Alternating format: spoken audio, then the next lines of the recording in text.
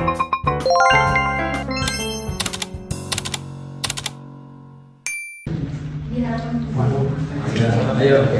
Begini terus ya. Semuanya, ayo.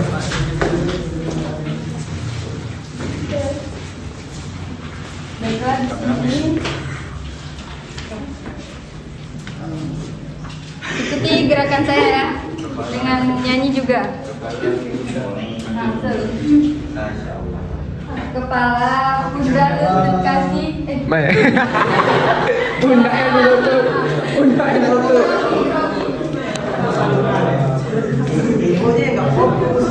Oke, mulai ya. Kepala, pundak, lutut, kaki, lutut, kaki. Kepala, pundak, lutut, kaki, lutut, kaki. Nah, sekarang ikuti gerakan saya ya. Ikuti gerakan. Yang salah nyanyi.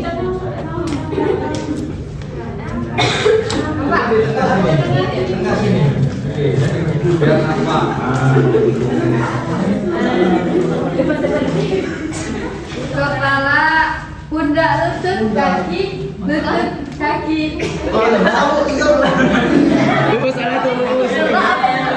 gerakannya. Ikutin gerakannya atau ikutin perkataannya? Ikuti gerakannya. Oke. Kepala, pundak, lutut, kaki, lutut, kaki. Kepala, pundak, lutut, kaki, lutut, kaki.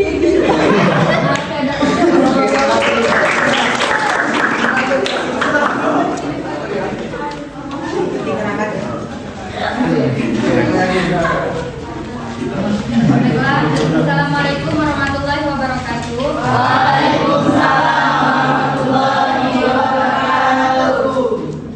Sebelumnya perkenalkan, saya Desi Sapitri.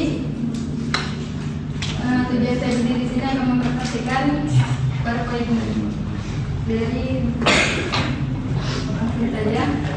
Langkah-langkah penelitian. Penelitian adalah suatu proses, yaitu rangkaian langkah-langkah yang dilakukan secara terencana dan sistematis guna mendapatkan pemecahan masalah atau mendapatkan jawaban terhadap pertanyaan-pertanyaan tertentu. Adapun langkah-langkah penelitian, yang pertama identifikasi.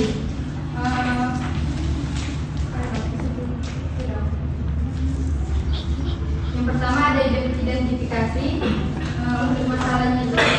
Yang pertama bacaan, pernyataan, pengalaman pribadi, pertemuan ilmiah, pengamatan sepintas, perasaan intuitif. Yang kedua pemilihan masalah, yaitu pemecahan masalah praktis, pengembangan teori.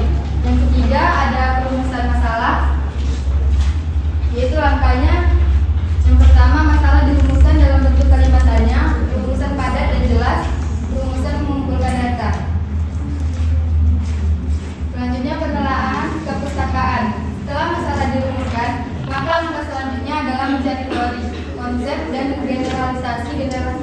generalisasi yang dapat dijadikan landasan teoritis bagi penelitian yang akan dilakukan itu.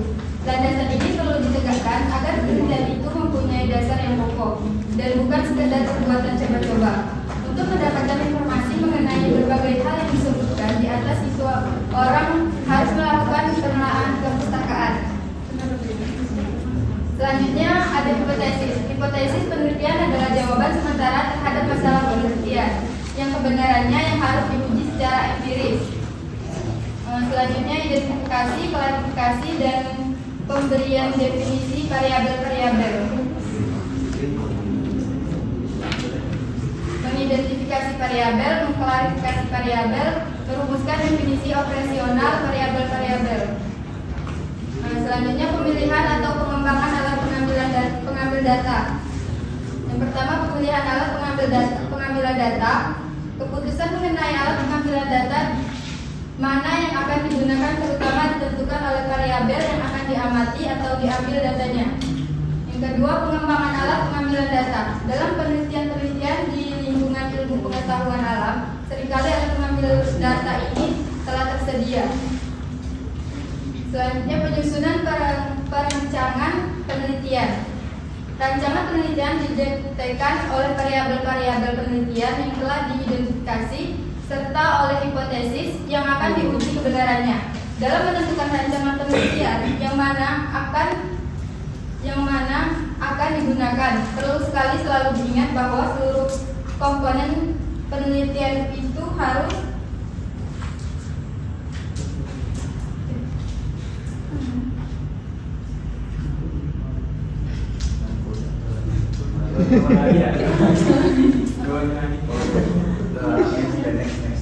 Lu.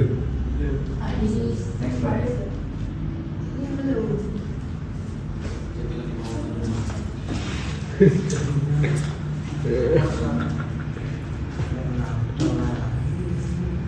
Ada slide lagi. Ada nggak? Next slide. Berapa lagi? Tetapi tahu sih. Terlalu ke bawah ya.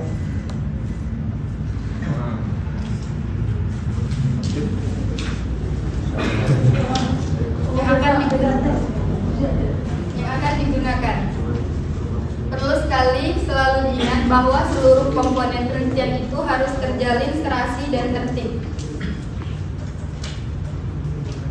Selanjutnya penentuan sampel. Teknik pengambilan sampel secara rambang merupakan teknik yang terbaik, namun tidak selalu dapat dilaksanakan karena berbagai alasan. Kadang orang terpaksa puas dengan sampel rumpun karena rumpun yang merupakan kelompokan individu-individu yang tersedia sebagai unit-unit dalam populasi. Ada 4 parameter yang bisa dianggap menentukan representativeness sesuatu sampel. Yang pertama, variabilitas populasi. Yang kedua, besar sampel. Yang ketiga, teknik penentuan sampel. Yang keempat, kecermatan memasukkan ciri-ciri populasi. Selanjutnya, pengumpulan data. Kualitas data ditentukan oleh kualitas alat pengambil data atau alat pengukurnya. Kalau alat pengambil datanya cukup reliabel dan valid, maka datanya juga akan cukup reliabel dan valid. Beberapa alat pengambil data masyarakat kualifikasi tertentu pada pihak pengambil data. Kedua macam data. Dua macam data. Yang pertama data primer, yaitu data yang langsung dikumpulkan oleh peneliti dari sumber pertamanya. Yang kedua data sekunder. Peneliti tidak banyak dapat berbuat untuk menjamin mutunya. Selanjutnya analisis data. Menganalisis data merupakan suatu langkah yang sangat kritis dalam penelitian. Interpretasi hasil analisis. Hasil analisis boleh dikata masih faktual, Ringkas saja. dan ini harus diberi arti oleh peneliti. Selanjutnya penyusunan laporan.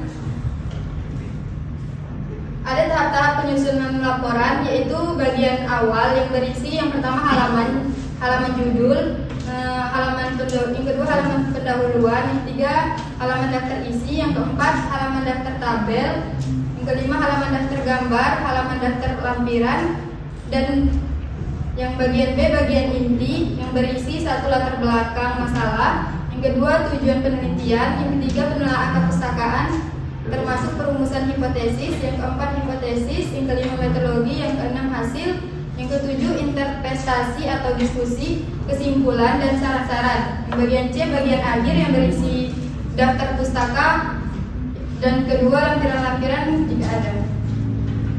Sekian dari saya dan saya akhiri. Wassalamualaikum warahmatullahi wabarakatuh.